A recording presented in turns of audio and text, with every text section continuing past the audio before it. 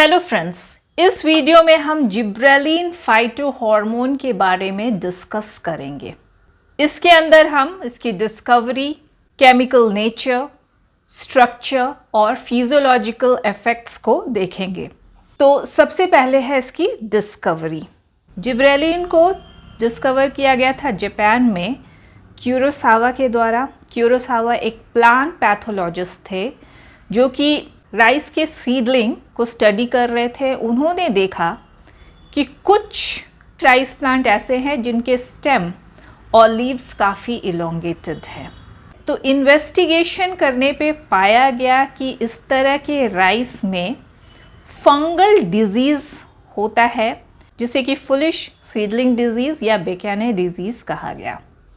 Later on ये देखा गया कि इस तरह का फंगल डिजीज़ जिब्रेला फ्यूजिक्यूरोई फंगस के द्वारा होता है। उन्होंने दिखाया कि ये फंगस कुछ ऐसे कंपाउंड प्रोड्यूस करते हैं जो कि इस तरह के डिजीज़ को कॉज करते हैं। लेटर ऑन इस कंपाउंड को जिब्रेलिन नाम दिया गया। अब है इनका केमिकल नेचर। सभी टेट्रासाइक्लिक डाइटर्पेनॉइड कंपाउंड के ग्रुप हैं जिन्हें कि डिराइव किया जाता है एंट जिब्रेलिन स्केलेटन के द्वारा या फिर गिब्बेन रिंग के द्वारा, जो इनका बेसिक स्ट्रक्चर है। जिब्रेलिन्स को नाम दिया गया GA1 से GAN तक उनके ऑर्डर ऑफ डिस्कवरी के आधार पे। Gibberellic acid GA3 first gibberellin था जो कि स्ट्रक्चरली कैरेक्टराइज किया गया। करंटली 136 जिब्रेलिन्स आइडेंटिफाई किए गए हैं प्लांट्स, फंजाई और बैक्टीरिया से। अगर हम इनके स्ट्रक्चर की बात करें तो इनमें 19 या 20 कार्बन यूनिट्स होते हैं जो 4 या 5 रिंग सिस्टम्स में ग्रुप्ड होते हैं। इनके दो क्लासेस हैं। 19 या 20 कार्बन एटम्स के प्रेजेंस के आधार पे इनमें वैसे जिब्रेलिन जिनमें 19 कार्बन एटम होते हैं वो बायोएक्टिव फॉर्म्स होते हैं। जिब्रेलिन्स डिफर करते हैं हाइड्रोक्सिल के पोजीशन के आधार पे। साथ ही ये गिब्बेन रिंग के डिफरेंट कार्बन एटम्स पे प्रेजेंट CH3 और COH ग्रुप के आधार पे भी कभी कभी डिफर करते हैं। जिब्रेलिन के बायोएक्टिव फॉर्म है GA1, GA3, GA4 और GA7।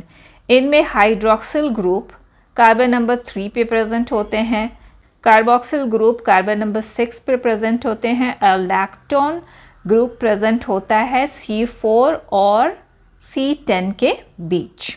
GA5 और GA6 भी बायोएक्टिव फॉर्म्स हैं, लेकिन इनमें थर्ड कार्बन एटम पे हाइड्रोक्सिल ग्रुप प्रेजेंट नहीं होते हैं।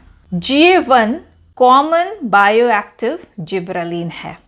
तो ये है जिब्रेलिन का बेसिक स्ट्रक्चर, जिसे कि एंट जिब्रेलिन स्केलेटन या गिब्बेन रिंग कहते हैं। इनमें 20 कार्बन एटम प्रेजेंट है।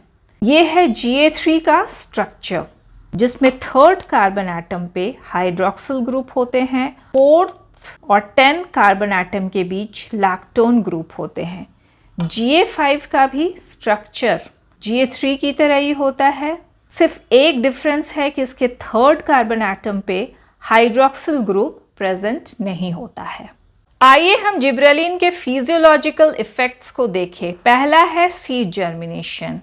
जिब्रेलिन का ट्रीटमेंट डार्क में भी सीड जर्मिनेशन को कॉज करता है। नॉर्मली सीड के जर्मिनेशन के लिए लाइट की आवश्यकता होती है, लेकिन जिब्रेलिन का ट्रीटमेंट इस लाइट के रिक्वायरमेंट को ओवरकम करता है।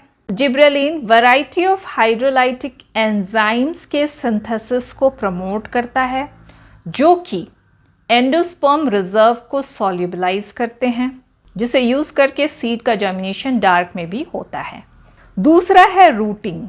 जिब्रेलिन्स का हाई कंसंट्रेशन कटिंग्स में रूट के इनिशिएशन को इनहिबिट करता है।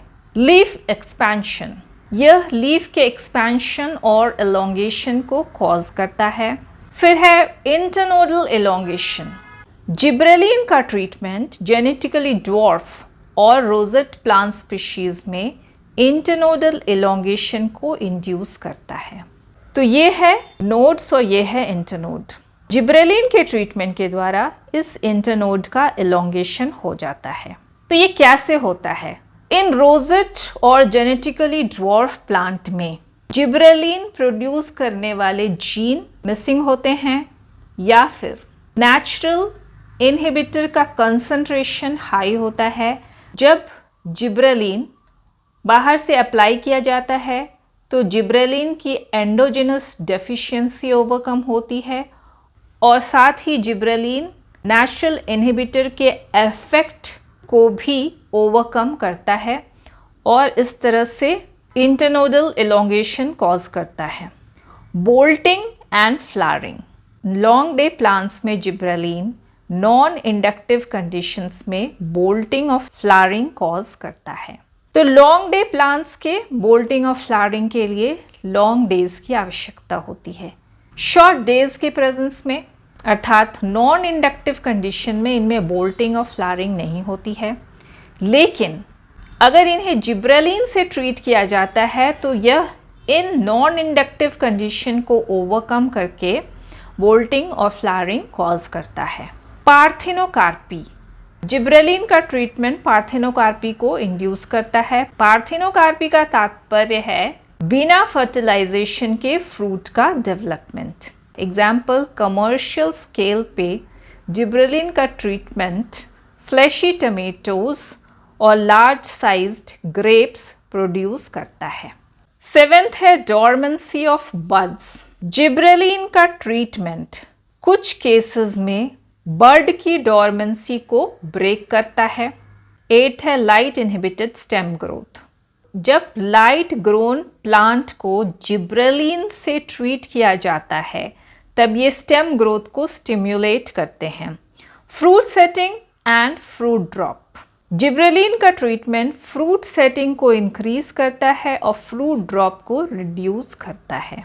Pollen germination. जिब्रेलिन का ट्रीटमेंट पॉलन जर्मिनेशन को कॉज करता है और साथ ही पॉलन ट्यूब ग्रोथ के रेट को भी इंक्रीज करता है। तो ये थी आज की वीडियो। अगर आपको ये वीडियो पसंद आई हो तो इसे लाइक करें, शेयर करें और मेरे चैनल को सब्सक्राइब करना ना भूलें। Thank you.